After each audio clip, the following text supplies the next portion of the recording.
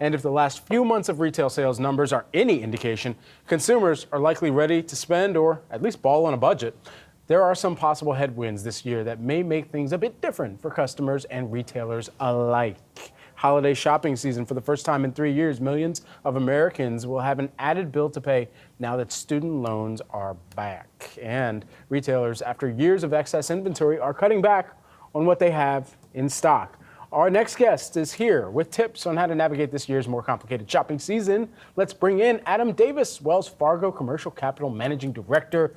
Adam, I would love to know what's on your shopping list or perhaps what's in the cart right now. You're waiting for it to go on discount or promotion. We can get to that later on. What are the biggest things that customers need to know as they're looking for discounts or looking for promotions going into the holiday shopping season?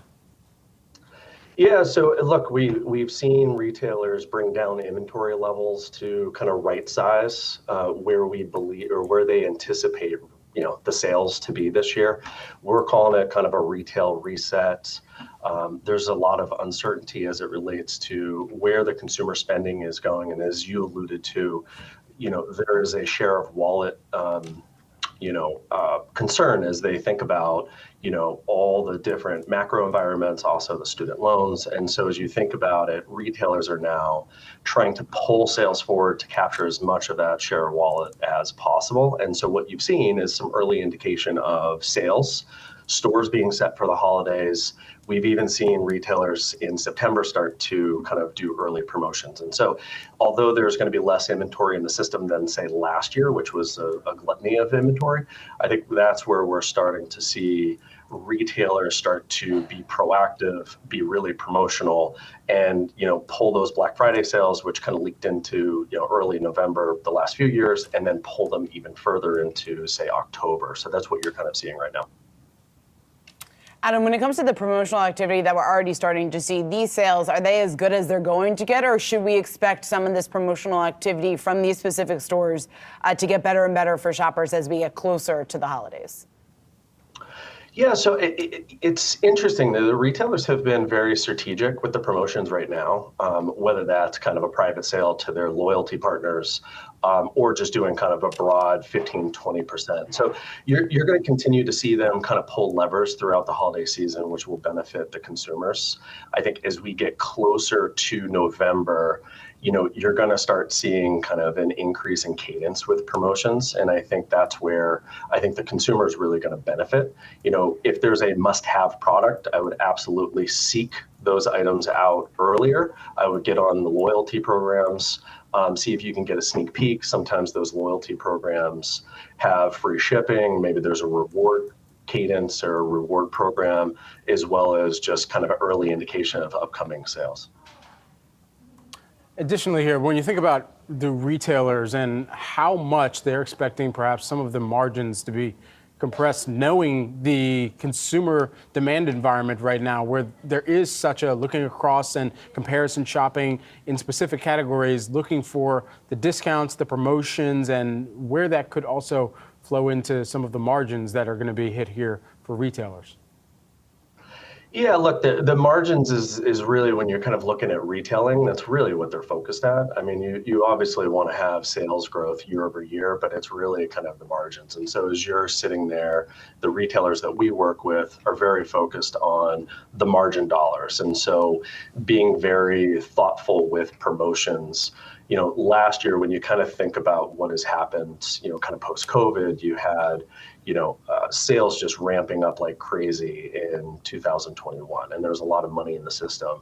And so it didn't matter what you put on the shelves, a lot of products sold. Since then, what you've seen is the consumer pull back. There's a shift in what they're actually buying, from consumer goods to experiences. And so that kind of couples with that share of wallet kind of pressures that we're seeing. And so the retailers kind of think about it. And I think that the fact that they've reduced inventory levels year over year is a big part of kind of how they're going to try to protect those margins as best they can.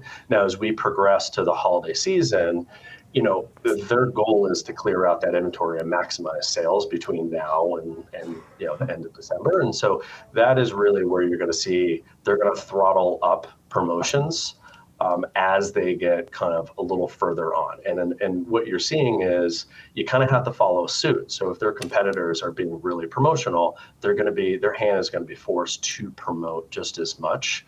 And so that's the piece that we're kind of watching, and I think that's where the consumer can really kind of pay attention to their favorite retailers, go out there, again, sign up for loyalty programs and kind of keep a finger on the pulse.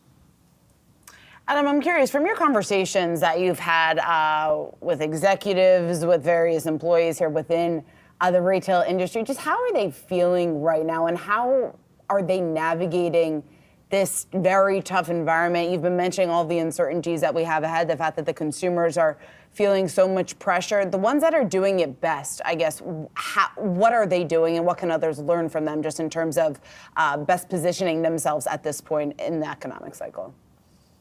Yeah, so the ones that are doing the best are the ones that, own brands. And so those are the ones that, continue to do really well. Those are the brands that, you have the consumers can kind of relate to.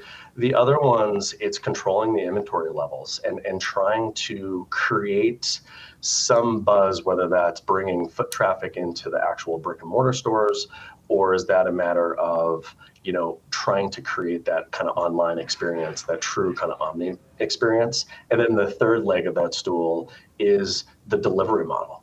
Have they, improve their inventory management system such that they can deliver inventory as fast as some of the other kind of digitally native businesses online. And so those are the ones that are doing it by far kind of the best as you kind of think about it. But the uncertainty continues to be out there. It's everybody. I wouldn't say they're necessarily worried, but there is a focus on a kind of week to week. What are you experiencing?